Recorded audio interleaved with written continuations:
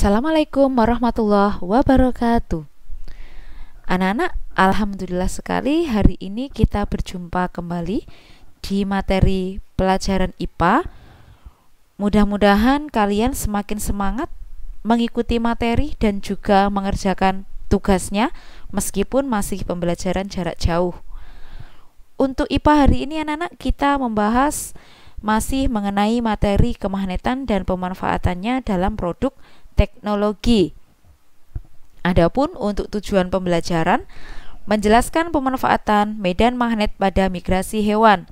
Kemudian menjelaskan tentang teori dasar kemagnetan. Pemanfaatan medan magnet pada migrasi hewan. Jadi begini anak-anak, ada hewan-hewan tertentu yang dikasih kelebihan oleh Allah untuk bisa bermigrasi dengan memanfaatkan sifat kemagnetan yang ada pada tubuhnya, sehingga hewan-hewan tertentu yang memiliki kemampuan untuk mendeteksi medan magnet bumi bisa bermigrasi atau berpindah tempat dan kembali lagi ke tempat asalnya dengan tepat karena memiliki kelebihan di dalam tubuhnya itu mampu mendeteksi medan magnet bumi. Hewan-hewan yang Bu Ira maksud contohnya antara lain adalah penyu, salmon, burung, bakteri magnetotaktik bakteria, dan lobster duri. Kita bahas berikutnya anak-anak mengenai teori dasar kemagnetan. Untuk hari ini kita titik beratkan dulu pada konsep gaya magnet.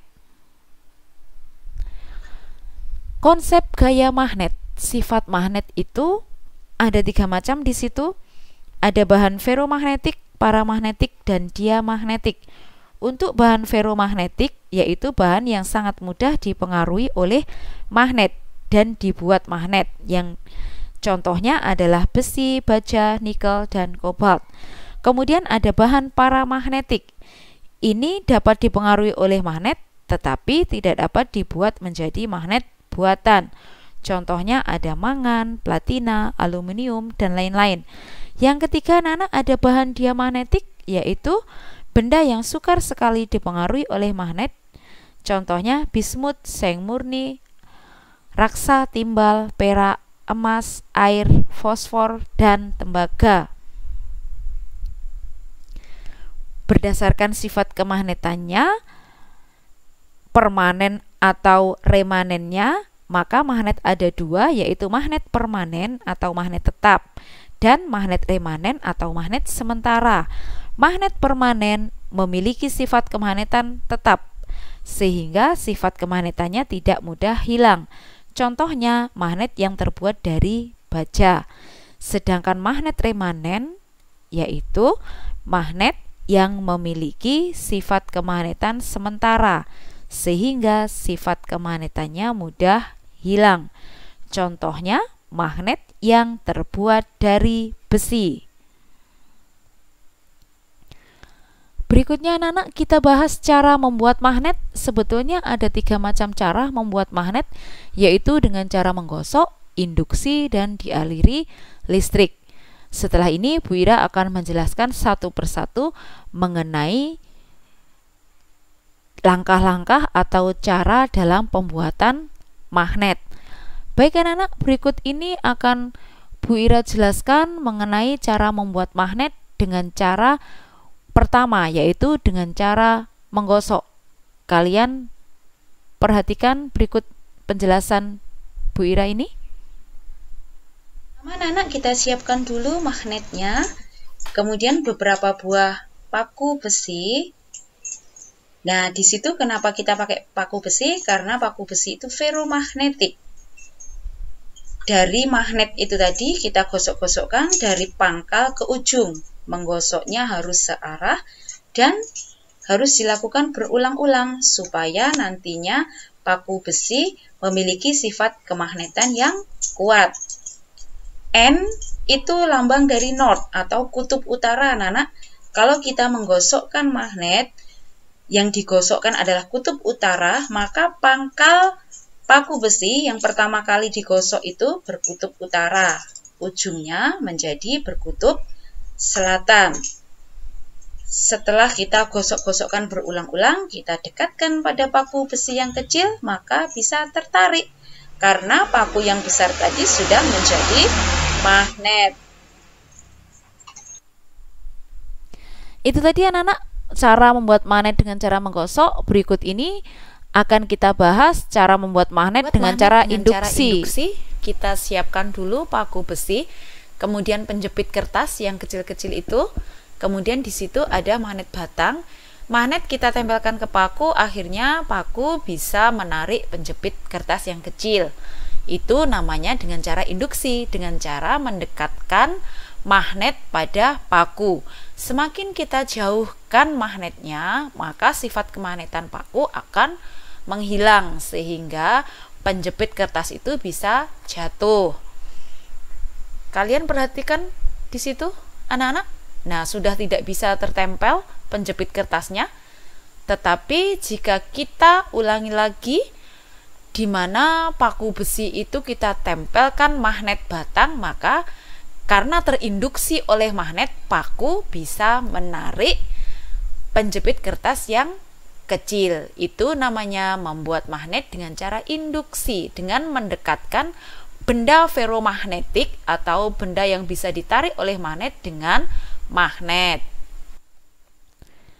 Berikutnya anak-anak, kita akan membahas pembuatan magnet dengan cara dialiri listrik atau nama lainnya elektromagnet.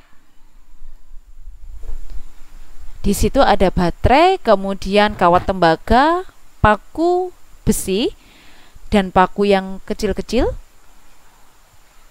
Oke, dari kawat tembaga itu kita lilitkan ke paku yang besar.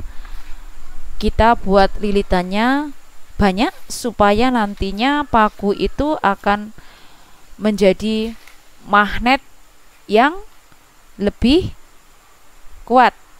Jadi semakin banyak lilitan, maka sifat kemagnetan elektromagnet juga semakin kuat. Kemudian anak-anak kita sambungkan dengan atau kita hubungkan dengan baterai. Oke, baterai sebagai sumber arus listrik. Maka paku tadi yang besar bisa menarik paku-paku yang kecil. Itu tandanya bahwa paku tadi yang besar sudah menjadi magnet. Karena dihubungkan dengan arus listrik yang berasal dari baterai, maka dikatakan elektromagnet. Jadi elektromagnet itu berasal dari pembuatan magnet yang dialiri listrik. Nah, bisa kalian lihat anak-anak di situ,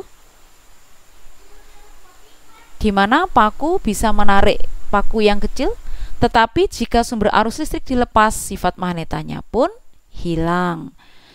Itu tadi anak-anak cara membuat magnet, sudah Bu Ira jelaskan. Berikutnya cara menghilangkan sifat kemagnetan bahan. Yang pertama, memukul magnet dengan benda yang keras. Jadi kalau magnet itu dipukul-pukul dengan benda yang keras, maka sifat kemagnetannya bisa hilang. Kemudian magnet dibakar, maka sifat kemagnetannya juga bisa hilang. Kemudian mengaliri magnet dengan arus bolak-balik. Itu cara menghilangkan sifat kemagnetan bahan. Konsep gaya magnet mengenai medan magnet, di mana daerah di sekitar magnet yang masih terpengaruh oleh gaya magnet disebut medan magnet. Garis-garis gaya magnet selalu keluar dari kutub utara dan masuk ke kutub selatan. Bisa kalian lihat pada gambarnya anak-anak di situ, garis gaya magnet keluar, arah panahnya dari kutub utara menuju kutub selatan. Baik anak-anak, untuk materi tentang konsep magnet untuk hari ini sudah Bu Ira jelaskan. Mudah-mudahan kalian paham. Jika masih belum bisa, silahkan bertanya. Kemudian kalian, Bu Ira minta mengerjakan tugas yang ada di LKS IPA latihan siswa halaman 12. Setelah dikerjakan, difoto dan dikirim di Google Classroom. Tetap semangat. Wassalamualaikum warahmatullahi wabarakatuh.